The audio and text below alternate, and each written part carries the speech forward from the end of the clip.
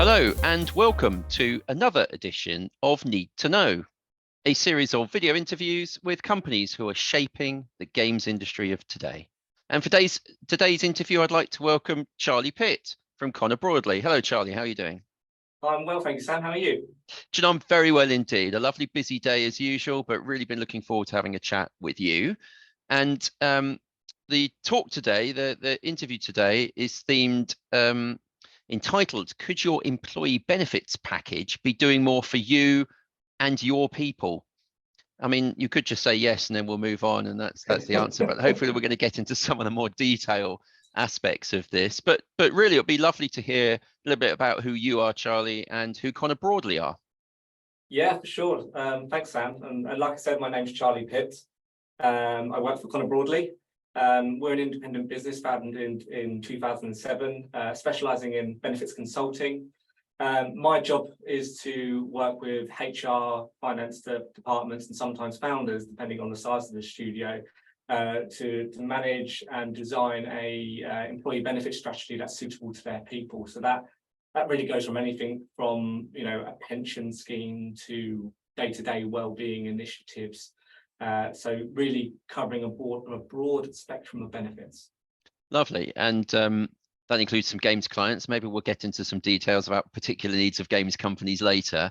And really delighted to be talking about such a hot topic at the moment, a challenge all across the globe, certainly here in the UK, with staff recruitment and retention. The people are at the heart of every games business, and finding the right talent and looking after them when they get there is crucial to their success. So if we go back to the title of Could Your Employee Benefits Package Be Doing More for You and Your People? Over to you. Yeah, and my response to that, in the short, is the majority of the time it can be doing better. And the reason why we say that, and working with gaming studios, is that we found that a lot of studios do the kind of the must-dos, which are the benefits that you have to put in place. And what I mean by that is a pension scheme broadly. And they don't really consider should or could do's, which are anything providing financial protection, healthcare support, or mental well-being support as well. And we always encourage clients and studios to do that, to really build a core foundation of their benefits, because once they do put those benefits and schemes in place, we more often than not see that they're actually passively managed, which means they're not being proactively reviewed and assessed to make sure they meet the needs of their people. So that's a big thing, because often if a studio is scaling up and growing in size, the benefits are forgotten, and you have to almost stand back and ask yourself the question: are they still relevant to your people? Are they still getting utilized? And more often than not, if a studio is going from those big jumps in people, then they can quickly outgrow what they have in place. Just a point on that as well.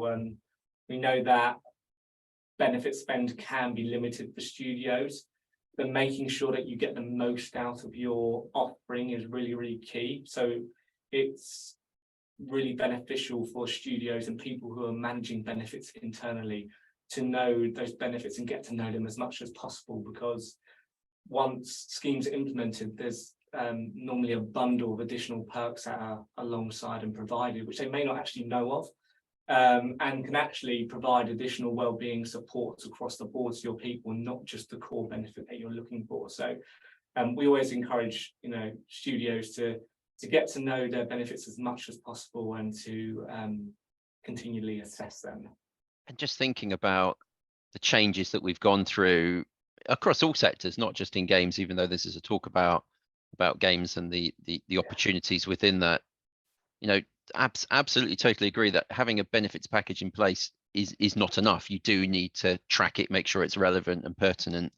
I can imagine you've seen so many changes over the past couple of years through needing to update it. How on earth do you keep up with all of that? How do you make sure that you as a business are sort of servicing that and keeping up to date with all of those needs?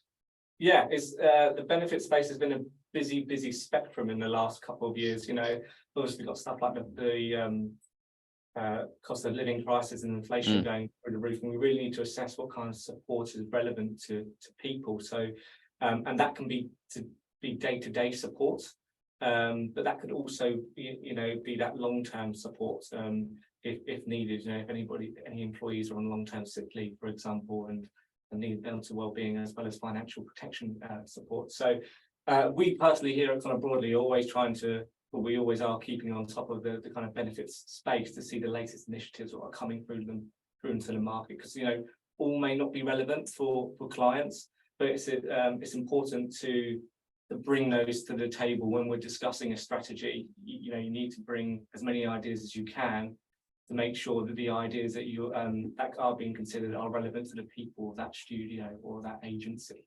Yeah, that sounds like a real challenge. We'll come back to some of those sort of latest trends in a second. I'll be interested to hear where the market's moving. But just getting back to sort of the core of this, I suppose, if we think about what's the value to an employer, to the company that's bringing these benefits in place, what's in it for them?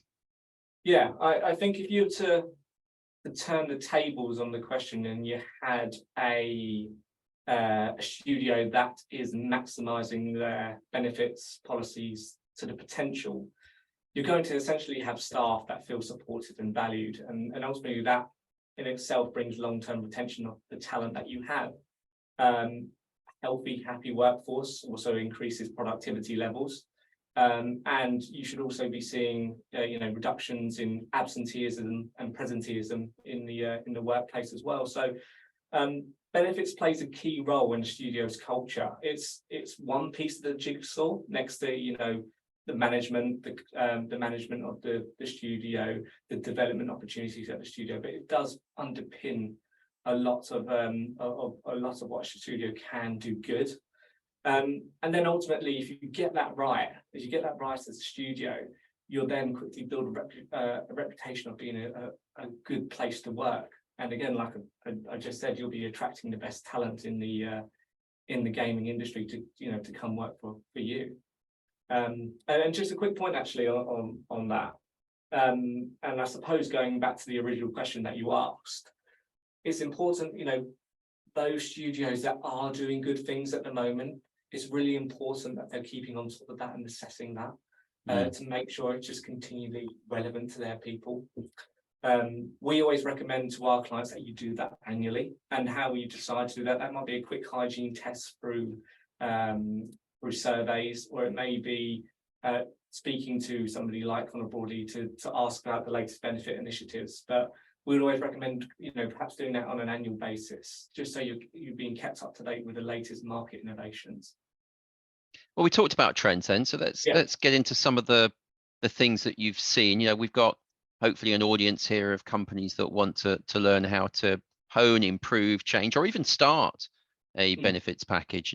Certain startup companies have requirements and needs, but it's not always top of the list. They've got to get on and start making those amazing games. But what are the sort of trends that you've seen in the last sort of year, 18 months then? What are the current hot topics and things that companies are looking at?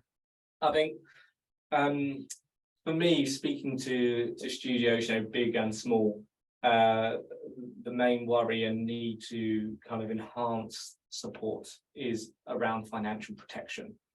And I say that in the kind of broadest sense because there's a lot that comes under that. So like I said earlier, you've got that day-to-day well-being support of managing money, because employees expect to be supported at work and in their personal lives when working for a business in general now. And obviously, like I said, with the cost of living and inflation going on, what support is out there to kind of help employees understand the best way to manage their money is somewhere that can definitely be improved. But then also, supporting the long term in caring for your employees financially as well, because and a lot of people don't account for this if they go off and sick, because very few people actually think they're going to they're fit and healthy and won't do that. So I would say protecting salaries as well, and protecting income, because that individual as well may be the main breadwinner in that family, paying the majority of a mortgage and outgoings for their household. So it's important, and especially as we're seeing, with dare I say, COVID, but people being on long-term sick leave and not being able to get back to their original bill of health for a long time, and gaming studios and other clients not actually having a solution in place to help those people through that tough time. So financial protection for me is something that is always in the discussion area when talking to gaming studios. And something intertwined with that is, of course, mental well-being. So it's clear that, you know, somebody's having financial well-being issues, that can very much cause an imbalance on their mental well-being as well. You know, creating anxiety and depression, and also, you know, for that reason can be going on long-term sick leave as well. And speaking to studios, the good work is that there are kind of day-to-day solutions there. But again, how are we supporting them in the long term? So that could be support whilst off sick in terms of rehabilitation support, advice around changing working patterns, that kind of stuff, employee assistance programs, and back to work plans as well, to suit that individual. So because obviously mental wellbeing is such a hot topic in the creative and gaming studio, because, you know, we are dealing with creative people who don't work standard 9 to 5 jobs. So, you know, what personal support can we provide for those people? What solutions are out there where they can use, you know, confidentially and get the most out of? So these are things that you're seeing games companies proactively come to you and ask for. That's interesting. Is there anything that used to be very popular which is less popular now? Are there any changes going the other way? Well, I think something that wasn't talked about a lot previously as well was kind of like sustainable benefits, and also physical well-being. I think we're moving away from the realms of physical well-being in the sense of, you know, give people a gym membership, they'll right, be yeah, kind of thing. And I think that's because people got a greater understanding of mental well-being now. You know, towards 2015 to 2020, I think there was a bigger push to reduce the stigma associated with talking about mental health and mental well-being at work, as well as financial well-being. People often don't talk about the M word, money, to their family or to their colleagues, but I feel that now that we've seen stuff like the cost of living crisis, that people are becoming more open to talking to people who can help them with solutions. And it's fabulous the companies taking those trends and building programs to support it. You know, I think you're absolutely right that in the past companies perhaps wouldn't be quite like that, but in this current marketplace where companies have come out of lockdown being a lot more sensitive to this and the need to look after their staff and value their staff more than ever, it makes perfect sense. Absolutely, makes perfect sense. Yeah, companies and studios need to be versatile, and that's why it's important to keep evaluating this. It's almost a never-ending cycle in a sense, because, you know, a company is always growing and always changing, and part of that change also has to be benefits. So how do you keep on top of it then? What's the process for doing that? Yeah, so I suppose with our clients and the gaming studios that we work with, we like to get to know the business as much as we can. So that, you know, comes down to the culture and the people that are working there. And then we encourage to have as many catch-ups as we can, really, with the HR and finance teams or who represent that studio. So by that, you know, natural conversations around benefits and latest trends do come out. And then, you know, we're just able to have open conversations around benefits and how it's working. So I think just not being passive and just being proactive around talking around benefits and what's working, not working, and also, you know, using data where possible on current existing benefits, you know, to assess the return on investment is also key as well, because you want to be seeing that, you know, a studio can potentially be spending thousands and thousands of pounds a year on benefits. What data can they get at the back of it to prove that it's working? And that can more often than not lead to actually it's not working, or, you know, we actually have data around we need to improve our mental well-being support. What's the solutions that we can potentially bring in? So is what you're talking about this MOT concept that we were discussing prior to the call? So take us through the MOT process. What's that? Yeah, so we a great way that we like to work with our clients is, using our benefit MOT solution. So what that is, and for any kind of new studios that we could potentially be speaking to the first time, it's initial 30-minute open conversation around the benefits that you have in place. And what we're looking to try and do there is provide some tips and recommendations as to what you could potentially consider to enhance those benefits that you currently have in place. But then also, if there's any kind of gaps in the wellbeing support that you're providing, what could potentially plug that gap? So what we're seeing, other studios doing, what's out there to provide that additional support that may not necessarily be there. So it's the first stage is just an initial conversation. We have helped studios past that, where we're actually helping them look into those recommendations a little bit deeper. And that could include getting proposals for them on behalf, and then eventually, if they want us to work with them on an ongoing basis, like I mentioned a little bit earlier, around having those annual reviews with them to assess their benefits on an ongoing basis. Because we understand, the people who look after these benefits, HR, and like I said, HR and CEOs and even founders, benefits is not their day-to-day job.